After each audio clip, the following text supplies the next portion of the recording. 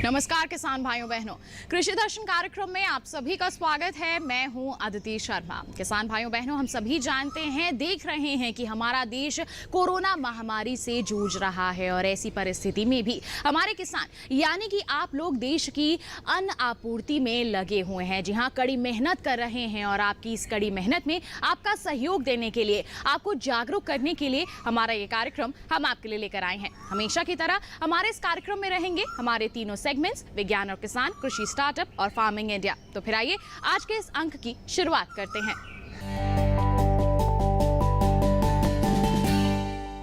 आइए किसान भाइयों बहनों, कृषि दर्शन कार्यक्रम की शुरुआत करते हैं विज्ञान और किसान सेगमेंट के साथ।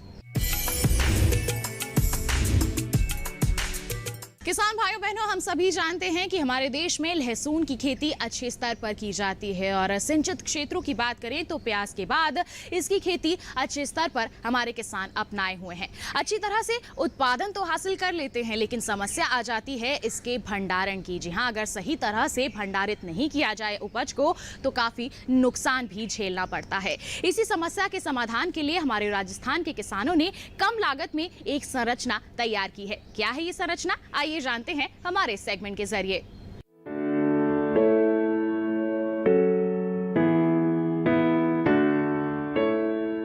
लहसुन सिंचित तरीके से उगाई जाने वाली प्याज के बाद दूसरी सबसे महत्वपूर्ण भूमिगत कंद फसल है, जिसका उपयोग पूरे देश और दुनिया में मसाले के रूप में किया जाता है।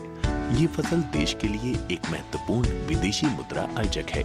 राजस्थान में ये फसल बड़े पैमाने पर बारां, कोटा इत्यादि जिलों में विशेष रूप से उगाई जाती है। मसालेदार भोजन, खासकर मांसाहारी व्यंजन में लहसुन का इस्तेमाल मुख्य तत्व के रूप में किया जाता है। लहसुन को एक कमरे में अक्षत यानी बिना बिगड़ा हुआ पौधे के रूप में संग्रहित किया जाता है और इसके लिए बड़ी जगह की आवश्यकता होती है। इस क्षेत्र के किसान कमरे में रखे कंद के सड़ने और उन्हें पंप करने की समस्या का सामना करते रहे हैं। कटाई के समय बाजार मूल्य कम होता है और कमरे के तापमान पर लहसुन के कंद के भंडारण से 43 से 50% तक नुकसान होता है। बारां जिले में भंडारण के दौरान लहसुन का नुकसान 34.5% पाया जाता है। हालांकि राष्ट्रीय कृषि विकास योजना लहसुन उत्कृष्टता केंद्र परियोजना के तहत कृषि विज्ञान केंद्र अंटा बारां में कम लागत वाली एक छप्पर वाली बांस की लहसुन भंडारण संरचना विकसित की गई थी। सीमेंट के फर्श के साथ बांस की छड़ से बनाया गया ढांचा 15 बाय 30 बाय 12 के आकार का होता है, जिसमें 10 टन लहसुन रखने की क्षमता होती है। 4 मार्च 2017 को राजस्थान सरकार के कृषि मंत्री द्वारा इस संरचना का उद्घाटन किया गया था। ये भंडारण संरचना स्थानीय क्षेत्र में लहसुन उत्पादकों के लिए मॉडल इकाइयों में से एक बन गई है। भंडारण का उपयोग आसपास के किसानों की उपज के लिए किया जाता था, जिसमें न्यूनतम शुल्क 50 रुपए प्रति बैग 40 किलोग्राम था और 6 महीने के भीतर 20,000 रुपए अर्जित किया गया था। लहसुन को पूरे पौधे के रूप में भंडारण में रखा जाता है और उनके अचल जीवन को लंबा करने के लिए वायु संचार की आवश्यकता होती है। लहसुन के ढेर की ऊंचाई लहसुन कंद के अचल जीवन को प्रभावित करने वाला एक महत्वपूर्ण कारक है। 3 फीट ऊंचाई तक के पूरे लहसुन के पौधों का भंडारण सड़ान 3.40% और कम लागत वाले लहसुन भंडारण संरचना में कंद 4.04% के वजन को कम करने के लिए सबसे उपयुक्त पाया गया, जो उचित वायु संचार के कारण ताजी हवा के संचलन को सक्षम करता है। अन्न भंडारण प्रथाओं में सबसे अधिकतम 22.24% वजन घटते हुए पाया गया है। लहसुन के लंबे अचल जीवन के लिए भंडारण संरचना में भंडारण का सबसे प्रभावी तरीका 3 फीट ऊंचाई तक लहसुन का विभाजन है। कृषि विज्ञान केंद्र अंटा बारां की कम लागत वाली मॉडल संरचना ने जिले में कौशल विकास के माध्यम से 25 किसानों को अपने स्वयं के कम लागत भंडारण संरचनाओं के निर्माण के लिए सशक्त बनाया है और एक गांव मदाना खिरी को क्षेत्र में लहसुन भंडारण गांव घोषित किया गया है।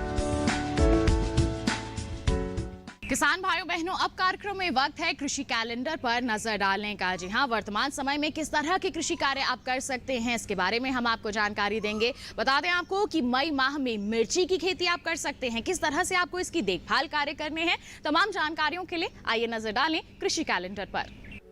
मई माह में किसान भाई मिर्ची की खेती कर सकते हैं। इसके लिए मिट्टी हल्की, भुरभुरी व पानी को जल्दी सोखने वाली होनी चाहिए। हरी मिर्च की खेती में पहली सिंचाई पौध प्रतिरोपण के बाद ही करनी चाहिए।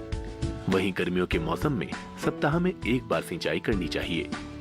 मिर्च का पौधा संवेदनशील होता है, इसीलिए पानी के जमाव से इसे खास तौर पर बचाने की जरूरत होती है। हरी मिर्च की तोड़ाई फल लगने के करीब 15 से 20 दिनों बाद करें।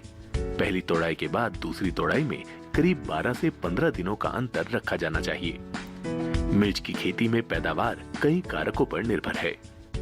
इसी के साथ किसान भाइयों बहनों, कार्यक्रम में वक्त हो चला है एक छोटे से ब्रेक का। आप कहीं मत जाइए, हम जल्द ही हाजिर होंगे। बने रहिए दूरदर्शन किसान पर और देखते रहिए हमारा कार्यक्रम कृषि दर्शन।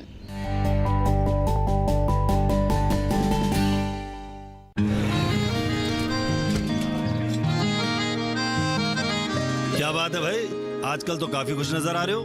क्यों ना हूँ, अब मैं ऑर्गेनिक खेती जो कर रहा हूँ ये पूरा प्राकृतिक है, ऑर्गेनिक है। इसमें हमारे खेत, हमारी फसल और हमारी जेब सब फायदे में होते हैं और इसमें लागत भी कम है। जी हाँ, आप भी ऑर्गेनिक खाद का प्रयोग करें, अपनी फसल और मिट्टी को तंदुरुस्त बनाएं और आपकी आमदनी में इजाफा करें। अधिक जानकारी के लिए किसान call centre toll free number 1800-180-1551 पर कॉल करें और लॉग ऑन करें kisan.gov.in और farmer.gov.in। कृषि और किसान कल्याण मंत्रालय द्वारा किसान हित में जारी।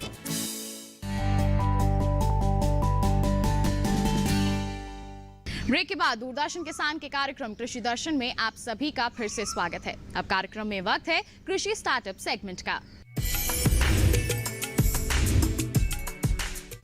किसान भाइयों बहनों, कृषि के क्षेत्र में कई ऐसे उदाहरण हैं जो अन्य किसानों के लिए प्रेरणा का स्रोत बनकर उभरते हैं।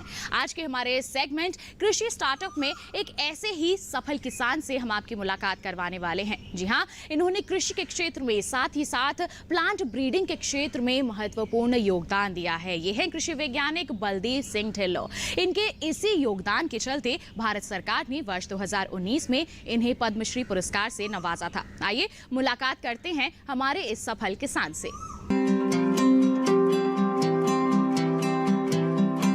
साल 1947 में पंजाब के अमृतसर के गांव दबुर्जी में जन्मे बलदेव सिंह ढिल्लों एक किसान और कृषि वैज्ञानिक हैं। इनकी उम्र 72 वर्ष है। बलदेव सिंह ढिल्लों ने खालसा कॉलेज अमृतसर से कृषि में बीएससी और एमएससी पंजाब कृषि विश्वविद्यालय से स्नातक की पढ़ाई पूरी की थी और इन्होंने भारतीय कृषि अनुसंधान संस्थान नई दिल्ली से डॉक्टरेट की उपाधि प्राप्त की थी।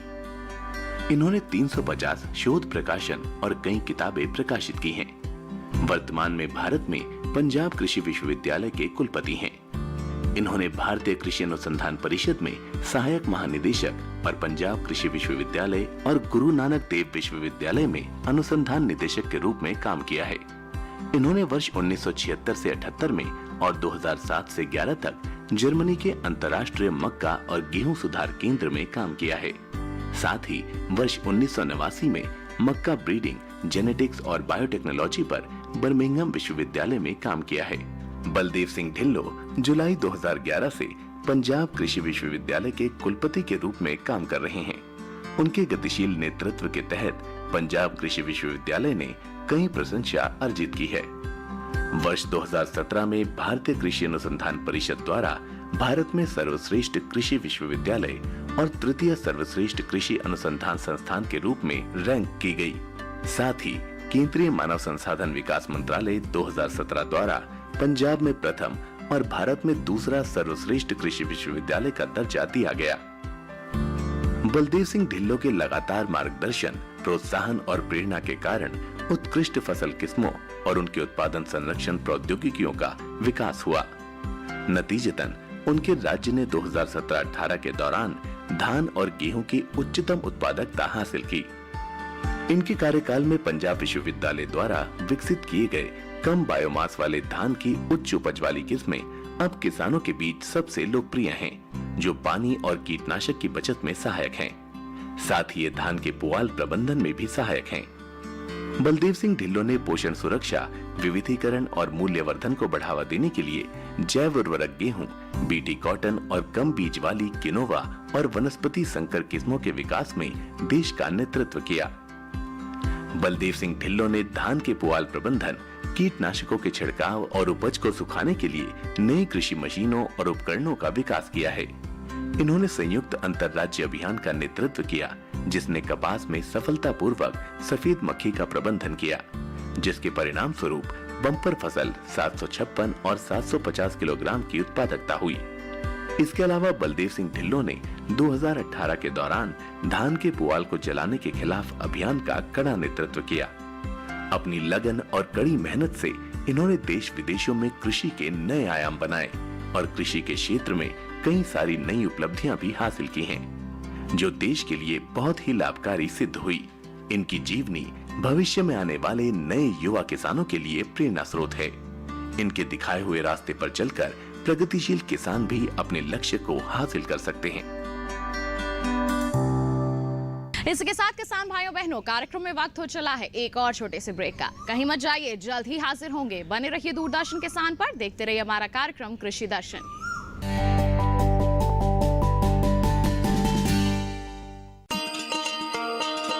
किसान भाइयों गांठ बांध लो, गांठ बांध लो, बात बहुत है काम की, समृद्धि के पैगाम की।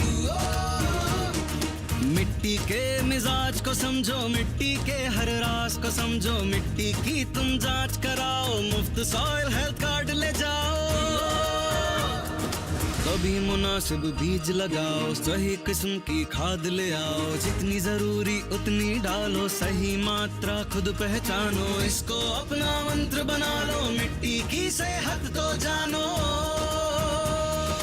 बात बहुत है काम की, कम लागत अधिक वरदान की। किसान भाइयों गांठ बांध लो, आज ही मिट्टी की जांच कराएं, राज्य सरकार के कृषि अधिकारी से संपर्क करें और मुफ्त में सॉइल हेल्थ कार्ड पाएं। कृषि और किसान कल्याण मंत्रालय द्वारा किसान हित में जारी।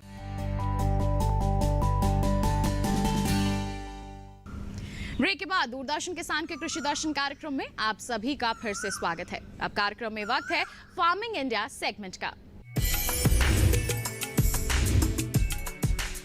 किसानों की आय को बढ़ाने में बागवानी क्षेत्र की बहुत ही महत्वपूर्ण भूमिका है और इसी को ध्यान में रखते हुए हमारी सरकार ने बागवानी क्षेत्र के विकास के लिए 2250 करोड़ रुपए का प्रावधान किया है। और बता दें आपको कि ये जो राशि है वर्ष 2021-22 में खर्च की जानी है।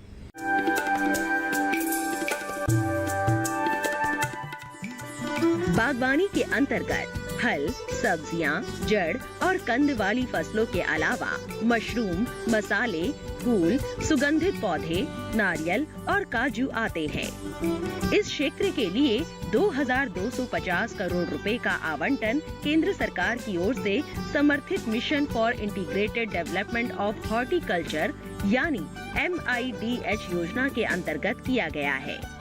इस योजना को कृषि मंत्रालय 2014-15 से लगातार कार्यान्वित कर रहा है और इसका मकसद बागवानी क्षेत्र में मौजूद संभावनाओं को साकार करना है। इस क्षेत्र का आवंटन पिछले साल की तुलना में काफी ज्यादा है। सरकारी कोशिशों की वजह से आज देश में बागवानी क्षेत्र का उत्पादन कृषि उत्पादन से आगे निकल गया है। 2019-20 के दौरान देश में 2,56,60,000 हेक्टेयर रकबे पर बागवानी फसलें थी। इस रकबे पर अब तक का रिकॉर्ड 32,07,70,000 टन पैदावार हुई। MIDH ने बागवानी फसलों का रकबा बढ़ाने में महत्वपूर्ण भूमिका निभाई है। 2014-15 से लेकर 2019-20 तक बागवानी फसलों का क्षेत्रफल 9% और पैदावार 14% तक बढ़ गई है। 2050 तक देश में 65 करोड़ टन फलों और सब्जियों की मांग होगी। ऐसे में उत्पादन और उत्पादकता दोनों को बढ़ाया जाना जरूरी है। इस दिशा में कई तरह की कोशिशें भी हो रही है, जिनमें सामग्री उत्पादन की रुपाई पर ध्यान देना, क्लस्टर विकास कार्यक्रम, कृषि अवसंरचना कोष के माध्यम से ऋण मुहैया कराना, FPO का गठन और विकास शामिल है। इसके अलावा इस मिशन ने खेतों में इस्तेमाल की जाने वाली सर्वोत्तम प्रणालियों को बढ़ावा दिया है। इससे खेत की उत्पादकता और उत्पादन की गुणवत्ता में काफी सुधार आया है। MIDH के लागू होने से न केवल बागवानी क्षेत्र में भारत की आत्मनिर्भरता बढ़ी है, बल्कि इसने भूख, अच्छा स्वास्थ्य, गरीबी मुक्त और लैंगिक समानता जैसे लक्ष्यों को हासिल करने में भी महत्वपूर्ण योगदान दिया है। हालांकि कटाई के बाद होने वाले नुकसान, प्रबंधन और सप्लाई चेन के बुनियादी ढांचे में अभी कई समस्याएं मौजूद है, जिन्हें दूर करने की कोशिशें हो रही है।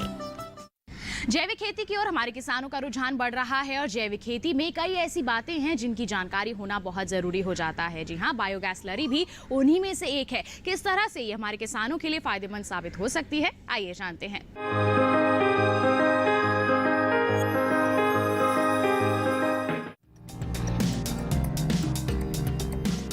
बायोगैस स्लरी खेती के लिए काफी लाभदायक होती है। बायोगैस संयंत्र में गोबर गैस की पाचन क्रिया के बाद 25% ठोस पदार्थ रूपांतरण गैस के रूप में होता है और 75% ठोस पदार्थ का रूपांतरण खाद के रूप में होता है और इसे ही बायोगैस स्लरी कहा जाता है। इस स्लरी को किसान अपने खेतों में उपयोग कर सकते हैं, क्योंकि जब खाद सड़ जाती है तो उसमें किसी भी प्रकार की घास या बीज नहीं होता है, जो खेती के लिए बहुत उपयोगी रहता है। 2 घन मीटर के बायोगैस संयंत्र में 50 किलोग्राम प्रतिदिन के हिसाब से 18.25 टन गोबर एक वर्ष में डाला जाता है।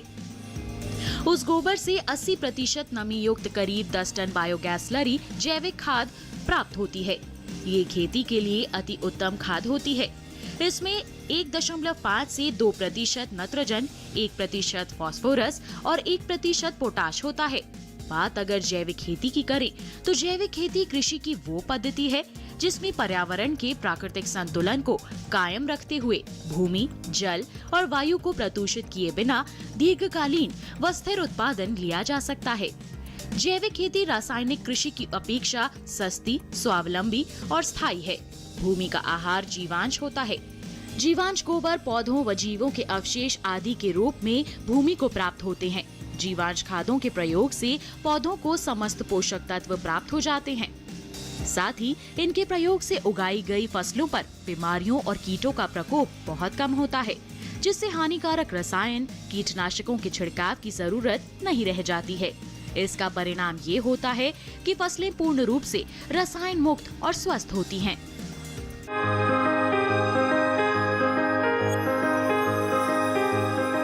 हमारे देश की सरकार कृषि के बुनियादी ढांचे को मजबूत करने की दिशा में निरंतर प्रयासरत है। बता दें आपको कि इसी दिशा में पिछले साल कृषि अवसंरचना कोष की घोषणा की गई थी और इसके तहत 1 लाख करोड़ रुपए का प्रावधान किया गया है, जिसका उपयोग जो है फसल की कटाई के उपरांत किया जाना है। आपको बता दें कि नए कृषि बजट में 1000 मंडियों को इनाम से जोड़ने का भी प्रावधान किया गया है। इस कृषि अवसंरचना की मजबूती से किस तरह से हमारे किसान लाभान्वित होंगे, आइए आपको बताते हैं।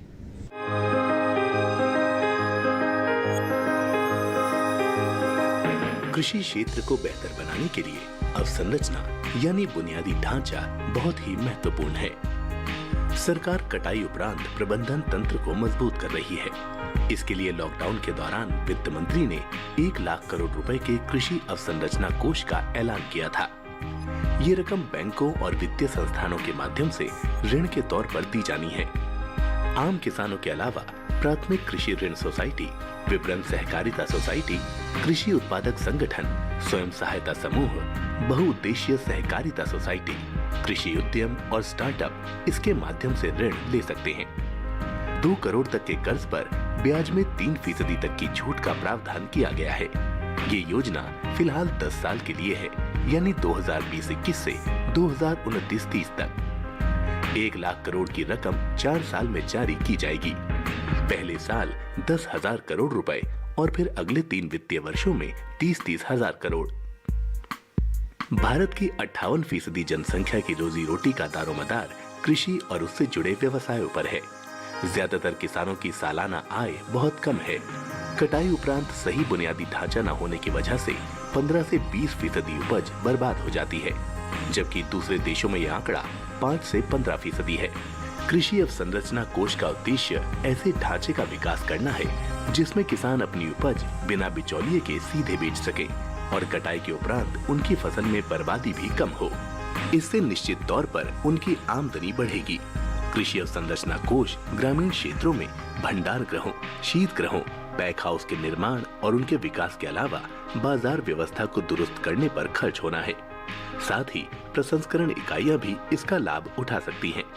प्रसंस्करण से फसलों का मूल्यवर्धन होगा और भंडार गृहों के निर्माण से किसान को अपनी फसल रोक कर रखने में मदद मिलेगी। फसल को रोकने का फायदा ये होगा कि बाजार में जब भी बेहतर भाव होगा तब वो फसल बेच सकेंगे। किसान भाइयों बहनों, घर बैठे बैठे ही आपको कृषि जगत से जुड़ी जानकारियां मिलती रहें, इसके लिए निरंतर प्रयास किए जा रहे हैं और कई तरह की मोबाइल ऐप्स भी विकसित की जा रही हैं। उन्हीं में से एक मोबाइल ऐप के बारे में आज हम आपको जानकारी देने वाले हैं। जी हां, इस ऐप का नाम है जैविक खेती मोबाइल ऐप। क्या है ये ऐप, किस तरह से आपके लिए फायदेमंद साबित हो सकती है, आइए जानते हैं। जैविक खेती मोबाइल ऐप विश्व स्तर पर जैविक खेती को बढ़ावा देने के लिए कृषि मंत्रालय MOA और कृषि विभाग DAC की एक अनूठी पहल है। ये ऐप किसानों को अपनी जैविक खेती को बढ़ावा देने और उपज की बिक्री के जरिए किसानों के आय में वृद्धि करने में मदद करता है। ऐप में रसायन मुक्त खेती यानी जैविक खेती को बढ़ावा देने के लिए केस स्टडी, वीडियो और सर्वश्रेष्ठ खेती के तरीके, सफलता की कहानियां भी शामिल हैं। ऐप के ई बाजार सेक्शन में अनाज, दाल, फल और सब्जियों से लेकर जैविक उत्पादों का संपूर्ण भाव जान सकते हैं। अब कार्यक्रम में वक्त हो चला है मौसम की जानकारी का। तो आगे आने वाले दिनों में कैसा रहेगा मौसम का हाल, आइए जानें। जम्मू कश्मीर और लद्दाख में बुधवार को अधिकतर जगह बारिश का अनुमान। हिमाचल प्रदेश और उत्तराखंड में अगले 2 दिन ज्यादातर जगह होगी बारिश। हरियाणा, दिल्ली और पंजाब में 2 दिन अनेक स्थानों पर बरसात की संभावना। उत्तर प्रदेश में 2 दिन कई जगहों पर बरस सकते हैं बादल। उप हिमालय पश्चिमी बंगाल में 2 दिन अधिकतर जगह बरसात संभव। गंगई पश्चिमी बंगाल में अगले 2 दिन अनेक स्थानों पर बारिश के आसार। बिहार, ओडिशा और झारखंड में 2 दिन कई जगह बारिश का अनुमान। अरुणाचल, असम और मेघालय में 2 दिन अनेक हिस्सों में होगी बरसात। नागालैंड, मणिपुर, मिजोरम, त्रिपुरा में अनेक जगह बरसात की संभावना। राजस्थान, मध्य प्रदेश और छत्तीसगढ़ में कुछ जगह बारिश की उम्मीद। केरल और तटीय कर्नाटक में अनेक जगह हो सकती है बरसात। दक्षिण आंतरिक कर्नाटक में बुधवार को अनेक स्थानों पर बारिश का अनुमान। अब आपको बताते हैं कि देश की अलग अलग मंडियों में अलग अलग जिन्सों के कैसे चल रहे हैं बाजार भाव। गुजरात की मंडी में गेहूं का भाव जम्मूसर मंडी में 1800 रुपए से 2000 रुपए प्रति क्विंटल रहा। झारखंड की मंडी में गेहूं का भाव लोहरदगा मंडी में 1550 रुपए से 1850 रुपए प्रति क्विंटल रहा। राजस्थान की मंडी में गेहूं का भाव बेगू मंडी में 1600 रुपए से 1850 रुपए प्रति क्विंटल रहा। सूरतगढ़ मंडी में गेहूं का भाव 1900 रुपए से 1925 रुपए प्रति क्विंटल रहा। उत्तर प्रदेश की मंडी में गेहूं का भाव अलीगढ़ मंडी में 1900 रुपए से 1975 रुपए प्रति क्विंटल रहा। बस्ती मंडी में 1800 रुपए से 1975 रुपए प्रति क्विंटल रहा। वहीं गाजीपुर मंडी में गेहूं का भाव रहा 1960 रुपए से 1985 रुपए प्रति क्विंटल। अब कार्यक्रम में वक्त है ट्विटर प्लेट पर नजर डालने का। तो इस बार हमारी ट्विटर प्लेट पर क्या कुछ खास है, क्या कहा जा रहा है हमारे मंत्री जी द्वारा हमारे किसानों के लिए, आइए आपको बताते हैं। वसुधैव कुटुंबकम की भावना से हो रहा मानवता का कल्याण।